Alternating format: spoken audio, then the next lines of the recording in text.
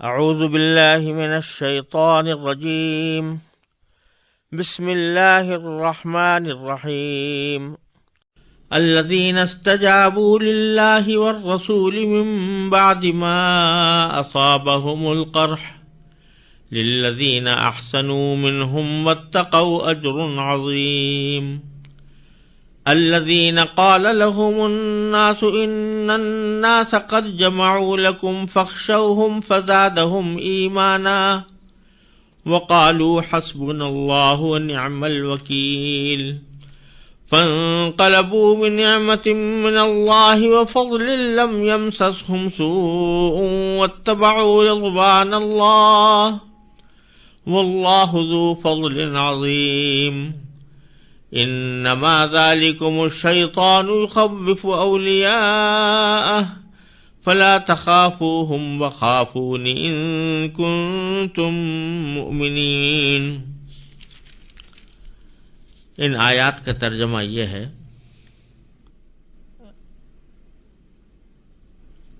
یہ وہ لوگ ہیں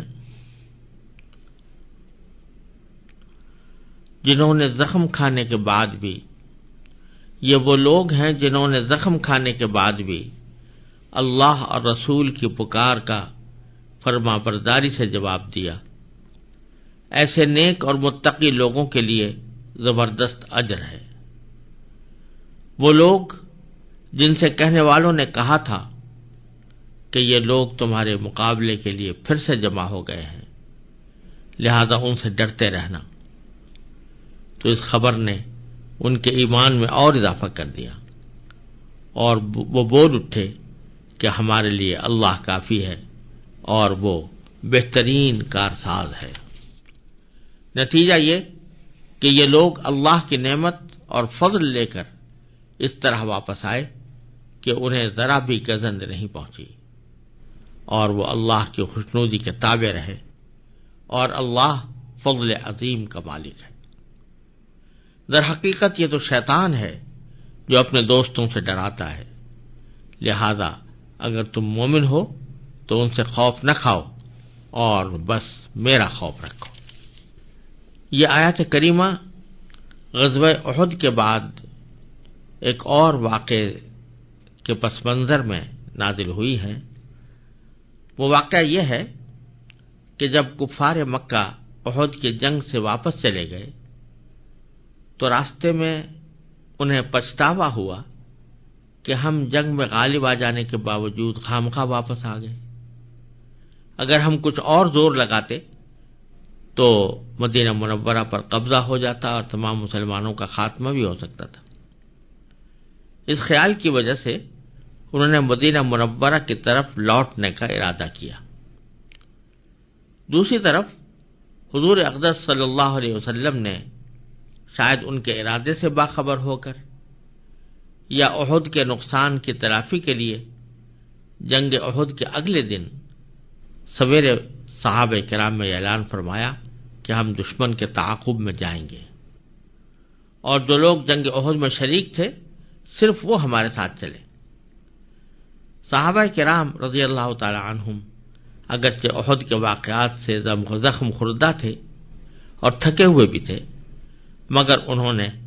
سرکار دو عالم صلی اللہ علیہ وسلم کی اس دعوت پر لبیک کہا جس کی تعریف ان آیات میں کی گئی ہے۔ حضور اقدس صلی اللہ علیہ وسلم اپنے صحابہ کے ساتھ مدینہ منورہ سے نکل کر حمراء الاسد کے مقام پر پہنچے تو وہاں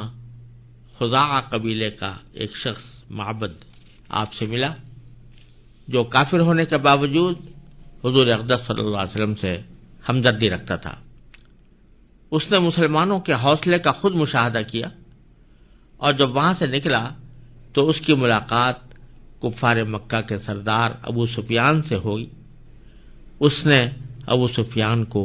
مسلمانوں کے لشکر اور اس کے حوصلوں کے بارے میں بتایا اور مشورہ دیا کہ وہ لوٹ کر حملہ کرنے کا ارادہ ترک کر دے اور واپس مکہ مکرمہ چلا جائے۔ اس سے کفار پر رعب طاری ہوا اور وہ واپس تو چلے گئے، لیکن عبد القیس کے قافلے سے جو مدینہ منورہ جا رہا تھا یہ کہہ گئے کہ جب راستے میں ان کی ملاقات حضور اقدس صلی اللہ علیہ وسلم سے ہو تو ان سے یہ کہیں کہ ابو سفیان نے بہت بڑا لشکر جمع کر لیا ہے اور مسلمانوں کا خاتمہ کرنے کے لیے ان پر حملہ آور ہونے والا ہے۔ مقصد یہ تھا کہ اس خبر سے مسلمانوں پر رعب پڑے، وہ اور خوفزدہ ہوں۔ چنانچہ جب ہمراہ الاسد پہنچ کر سرکار دو عالم صلی اللہ علیہ وسلم سے یہ لوگ ملے، یعنی عبدالقیس کے لوگ ملے، تو انہوں نے حضور اقدس صلی اللہ علیہ وسلم سے یہی بات کہی کہ ابو سفیان بڑے لشکر کے ساتھ مدینہ منورہ پر حملہ آور ہونے والا ہے، لیکن صحابہ کرام نے اس سے مرعوب ہونے کے بجائے یہ کہا کہ حسبنا اللہ و نعم الوکیل، یعنی اللہ ہی ہمارے لیے کافی ہے اور وہی بہترین کارساز ہے۔ اس کی تعریف ان آیات میں کی گئی ہے، اور آگے یہ بتایا گیا ہے کہ شیطان اس قسم کے خوف مسلمانوں کے دل میں پیدا کرتا ہے، لیکن حقیقت میں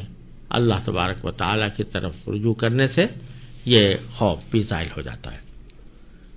اس پس منظر کو ذہن میں رکھ کر ایک مرتبہ پھر آیات پر نظر ڈالیے۔ اس میں اللہ تعالیٰ فرماتے ہیں الذین استجابوا للہ والرسول۔ یہ پچھلی آیت میں وَأَنَّ اللَّهَ لَا يُضِيعُ أَجْرَ الْمُؤْمِنِينَ آیا تھا کہ اللہ تعالیٰ مومنوں کے اجر کو ضائع نہیں کرتا، اسی کی مومنین کی آگے صفت بیان کی گئی الذین استجابوا للہ والرسول۔ یہ وہ لوگ ہیں کہ جنہوں نے اللہ اور اس کے رسول کی آواز پر لبیک کہا، من بعد ما اصابہم القرح، بعد اس کے کہ ان کو زخم لگ چکا تھا، یعنی احد کی شکست کا زخم لگ چکا تھا، احد میں جو ان کے ساتھی شہید ہوئے تھے ان کی شہادت کا زخم لگ چکا تھا، اور احد کی جنگ کی وجہ سے جو تھکے ہوئے تھے اس تھکن کا بھی زخم لگا ہوا تھا۔ اس کے باوجود جب اللہ اور اس کے رسول نے ان کو پکارا کہ وہ جہاد کے لیے تیار ہو جائیں اور آگے روانہ ہوں، دشمن کا تعاقب کریں، تو یہ لوگ تیار ہو گئے۔ اللہ کی اور رسول کی پکار کا انہوں نے بہترین جواب دیا۔ چنانچہ ان کے بارے میں باری تعالیٰ فرماتے ہیں للذین احسنوا منہم، جنہوں نے ان میں سے احسان کا معاملہ کیا ہے، واتقوا اور تقوی اختیار کیا ہے، ان کے لیے اجر عظیم ہے۔ ایسے نیک اور متقی لوگوں کے لیے زبردست اجر ہے۔ اس میں دو چیزیں بیان فرمائی گئی، للذین احسنوا،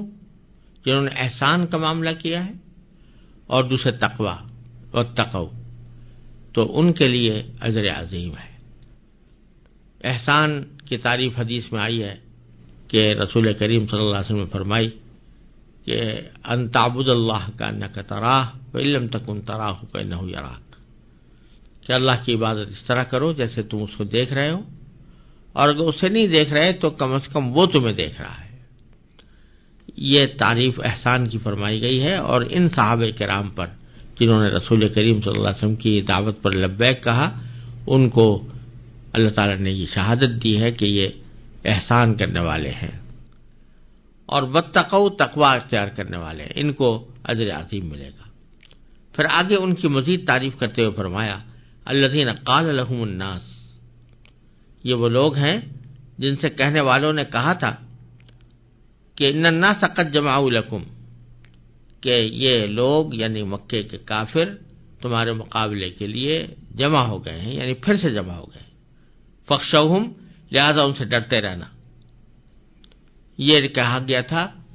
ان سے، ان کو ڈرانے کے لیے، ان پر رعب طاری کرنے کے لیے، لیکن انجام اس کا یہ ہوا کہ فزادہم ایمانا،